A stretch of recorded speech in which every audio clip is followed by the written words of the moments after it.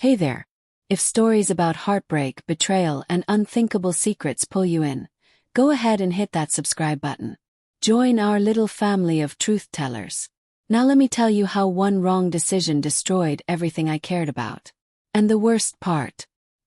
He didn't raise his voice. He didn't shed a tear. He just smiled, while burning every part of my life down, piece by piece. It began like most terrible choices do. Quietly, almost like it didn't matter at first. Claire. From the outside, my life was straight out of a magazine.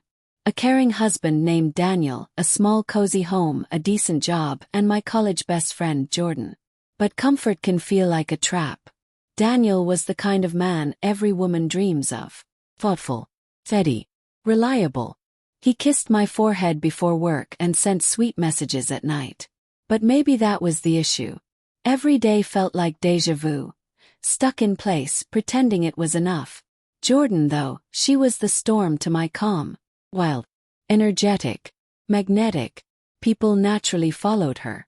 Including one person I never should have touched. Her boyfriend, Mason. It started at her birthday party. Too much wine. Stupid game of truth or dare. He kissed me. Kissed him back. The next morning he texted. That led to a call. Then secret meetups. Then months of lies. It was wrong. And yet, thrilling. Every time I swore it was over, I ended up right back with him. Daniel never questioned me. He trusted me completely. And strangely, I grew to resent that. Until one morning I woke up. And Daniel was gone. I thought he was making coffee. Instead there was just a note. 2 words. I know. My heart dropped like it was made of stone. Called. Nothing. Texted, cried, begged, silence. He was gone. And then the fallout began. The shared bank account. He'd moved all the money to his private one a week earlier. The apartment. Our landlord said Daniel had ended the lease. I had 21 days to pack up and leave. His job. They told me he was on leave. No forwarding info. And Mason. He vanished too. Stopped responding. Blocked me everywhere. Jordan didn't know yet. But it was only a matter of time. Then it came, a box at work. No name. Just a package. Inside photos. Dozens of them. Of me and Mason. Hotel rooms. Kisses in cars. Holding hands at cafes. Each photo had a timestamp. And at the bottom, a note in Daniel's handwriting. Now you know what loyalty looks like when it isn't yours. I locked myself in the bathroom and sobbed until my body gave out. I thought that was rock bottom. It wasn't. The next day Jordan came over. Her eyes red. Her voice barely above a whisper. You told me you were sick that weekend. I couldn't speak. I saw the pictures, Claire. She didn't scream. Didn't hit me. Just walked away.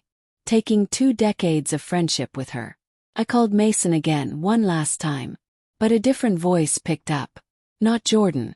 Someone I didn't know. I figured you'd try, she said coldly. Daniel paid me to tell him everything. What? I whispered.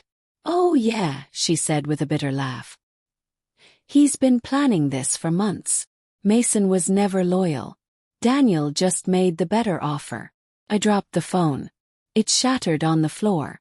Just like my world. Daniel hadn't just found out. He'd waited. Calculated. Built a trap and watched me walk right into it. A week later I lost my job. HR said they'd received evidence of immoral behavior. The company had a zero-tolerance policy. They handed me a severance check and sent me packing. My name was tainted. Then came the final blow. Daniel sent a video. It started with him walking into our old apartment. Quiet. He began destroying everything I ever loved. Carefully. Not violently. But deliberately. My books, gathered over years, thrown into a bathtub. The water turned on. Pages soaked. Drowned. Red wine poured onto my favorite couch. A handmade mug from a pottery class with my mom. Shattered. And then he looked into the camera and smiled. Gently. Like he was saying goodbye. He held up a honeymoon photo. Tore it in half. You cheated. I cleaned up. The screen went black. I wanted to scream, break something. But I just sat, watching it again and again, like some twisted penance. I tried to reach him. Letters, emails. I even begged his mother. She looked at me, eyes full of pain. "You broke my son," she said. "Let him heal." And that was that. In just 90 days, I lost my husband, my best friend, my job, my savings, my home, my image, and any chance of Mason being there for me. But Daniel, he never blasted my secrets online. Never exposed me.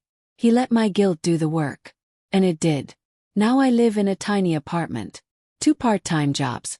Trying slowly to put myself back together. But some pieces just don't return. And honestly, I don't hate him. He never cursed me. Never shouted.